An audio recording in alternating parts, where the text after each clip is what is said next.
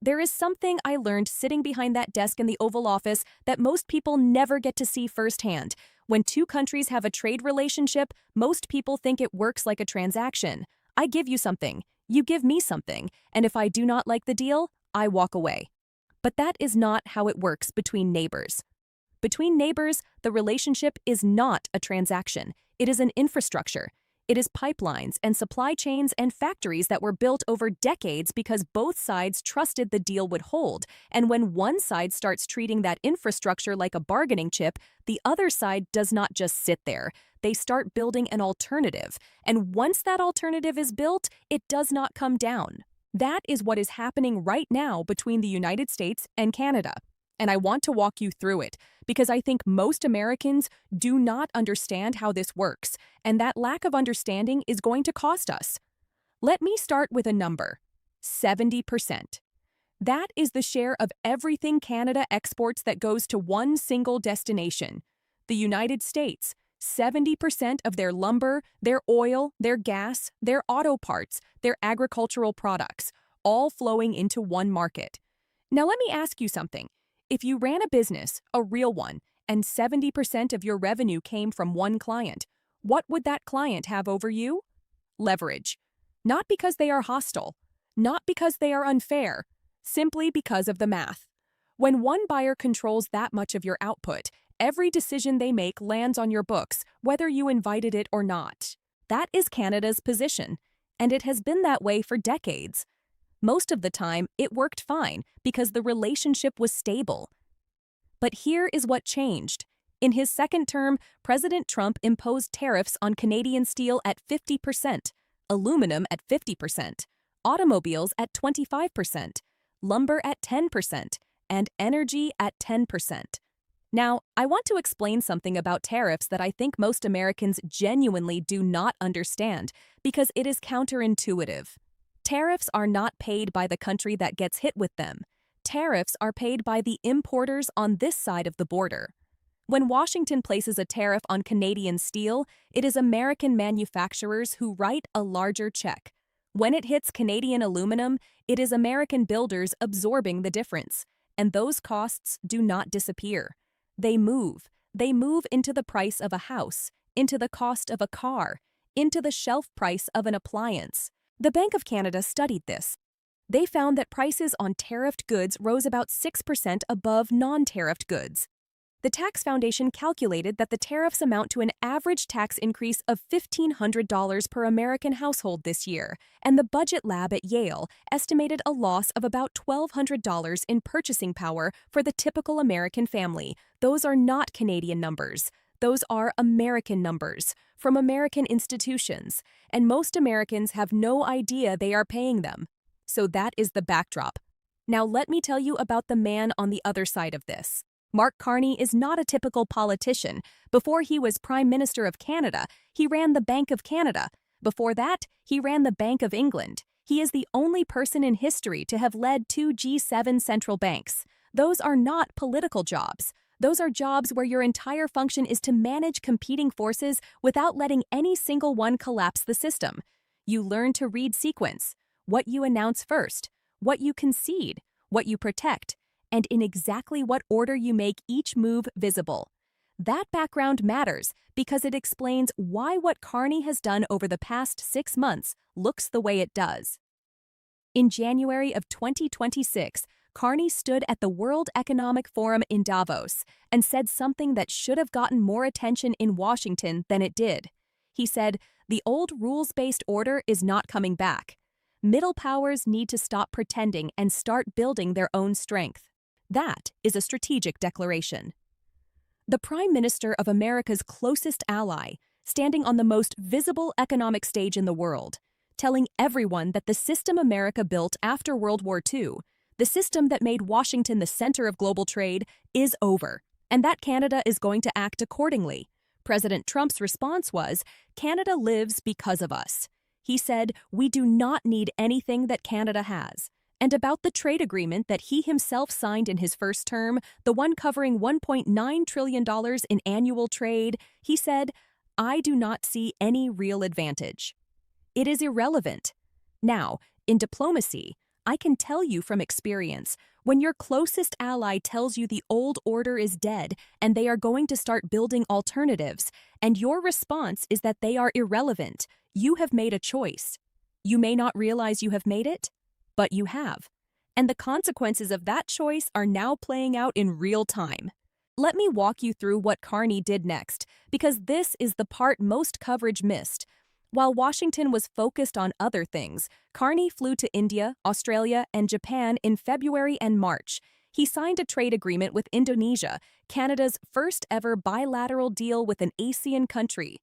He relaunched trade talks with India targeting $50 billion by 2030. He went to the ASEAN summit. He met with leaders across the Indo-Pacific. Everywhere, the same message: Canada is open for business. Now, here is the part I want you to understand about energy, because energy is where this story gets serious. Canada is America's largest external supplier of oil and natural gas. American Midwest refineries depend on Canadian crude for 70% of their inputs. That is not a political talking point. That is an operational fact. Those refineries were built to process Canadian heavy crude. They cannot easily switch to another source. When Trump put a 10% tariff on Canadian energy, the theory in Washington was that Canada had no choice but to accept it. Where else would they sell the oil? The pipelines all run south. But here is what happened. Canada had quietly been building a pipeline to the Pacific. The Trans Mountain expansion went from near zero non-American export capacity to approximately 390,000 barrels per day in 2025, and China became the single largest buyer, taking approximately 207,000 barrels per day. Trump tariffed Canadian oil. The oil went to China. That is not a theory. That is what the Statistics Canada data shows. And then, in February of 2026, something happened in the Strait of Hormuz that made this even more significant. Tensions spiked. LNG spot prices in Asia doubled in March. A cargo from Qatar through the strait takes more than twice as long to reach Japan as a cargo from Kitimat, British Columbia. And under crisis conditions, the Qatar cargo might not arrive at all. Suddenly, Canada was not just a trade partner for Asia. It was a geopolitically secure energy alternative. No conflict in the Middle East can shut down a pipeline running through British Columbia. And Carney, the former central banker who understands leverage better than most politicians ever will, knew exactly what that meant. Now, July 1st and 2nd, and I want you to follow the sequence here because the sequence is where you see the central banker at work. July 1st was Canada Day. It was also, by the exact terms of the agreement, the mandatory 6-year review deadline for CUSMA. Each country had to declare whether to extend the deal to 2042 or open renegotiation. Canada said extend. Mexico said extend. The Trump administration formally declined. On that same day, Mark Carney stood in front of thousands of Canadians in Ottawa and gave a speech. And here is what I want you to notice. He never said Trump's name. He never mentioned the United States. He never referenced the trade agreement. He talked about kindness, about connection, about courage. He said Canadians can give themselves far more than anyone could ever take away. He said there will always be forces that want to divide us, and those forces forget that unity is not uniformity. Every Canadian watching knew who he was talking about, and every foreign policy desk in Washington knew. But he gave them nothing to respond to. You cannot attack a man for talking about kindness. You cannot spin a speech about national unity into aggression. That, in my experience, is one of the most sophisticated forms of diplomatic communication there is. You make your point entirely clear without ever giving the other side a clip they can use against you. The next day, July 2nd, Carney flew to Vancouver and announced a $200 billion infrastructure agreement with British Columbia. Port expansion, copper mining, transmission lines, LNG acceleration, all pointing toward Asia. But here is the part that shows you the central banker.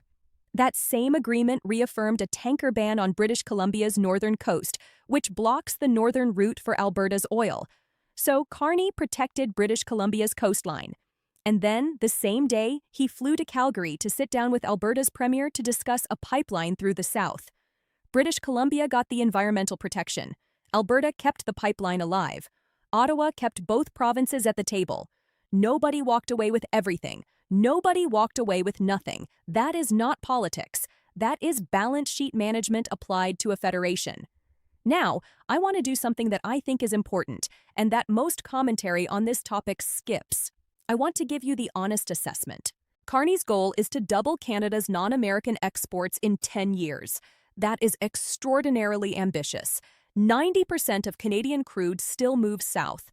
Canada exported 4 million tons of LNG last year. The United States exported 111 million. That is a massive gap. The $33 billion in new non-American export growth last year, while real, has been partly inflated by gold prices. Economists at CIBC have said the early gains are low-hanging fruit and that sustaining this pace will be much harder. Carney also walked back climate targets this same week, admitting emissions will be higher in the short term than projected. And there is a genuine tension between building economic independence from the United States and maintaining the kind of integrated North American economy that made all three countries more prosperous. So is this a brilliant strategic pivot, or is it a very expensive bet placed under pressure with a payoff that may take longer than the political cycle allows? The honest answer is both. It is a bet, a serious one, backed by real money and real infrastructure, but a bet, and pretending otherwise does not help anyone. Here is where this comes back to you if you are American. 13 million American jobs depend on trade with Canada and Mexico. That is from the United States Chamber of Commerce and the Business Roundtable. The partnership saves families $700 a year. Manufacturers across every state from Michigan to Georgia depend on supply chains that cross the border multiple times before a car or an appliance reaches your hands. General Motors absorbed $3 to $4 billion in tariff costs this year. Those costs go somewhere. They go into the price you pay for a vehicle, or they go into the jobs GM decides it cannot afford to keep. And here is the part that concerns me the most. Half of American retirees told the Nationwide Retirement Institute they are terrified about the impact of tariffs on their savings. 31% have already cut spending on food and medication. The Social Security adjustment for next year is projected at 2.8%, but the costs that hit seniors hardest, housing, electricity, hospital care, are all rising faster than that. The worker in an Ohio auto plant does not benefit from tariffs on Canadian steel. The farmer in Wisconsin lost a market worth $536 million when Canadian provinces banned American alcohol in retaliation. The retiree in Michigan is paying more for heating because the natural gas that used to flow south now has buyers in Asia willing to pay more. These are Americans, and nobody in Washington is explaining to them why their costs went up. Look, I have been in rooms where these decisions are made, and what I can tell you is that the alliances that hold are the ones where both sides feel respected. The partnerships that endure are the ones where disagreement does not become domination. And the most dangerous assumption a powerful country can make is that the other side has no alternatives. Mark Carney warned Washington in January, from a stage in Davos, with the whole world watching. He said the old order is over and Canada is going to build its own strength. Washington said, "We do not need you." 6 months later, Canada has trade agreements across Asia, 200,000 barrels per day flowing to China, LNG reaching Japan from a terminal that did not exist 2 years ago, a $200 billion infrastructure commitment pointing at the Pacific, and a new million-barrel-per-day pipeline that got green-lighted this week. And on the day Washington declined to extend the trade deal, Carney gave a speech about kindness. Without saying Trump's name once, that is not weakness. That is the most precise form of strength there is. The question is not whether Canada can pull this off. The question is why America's closest ally felt it had to try. And if nobody in Washington starts asking that question soon, it will not just be Canada that pays the price. It will be the 13 million Americans whose jobs depend on a relationship that is being treated like it does not matter. That is not a Canadian problem. That is our problem. And the sooner we start treating it that way, the better chance we have of keeping the door open before someone on the other side decides to close it for good.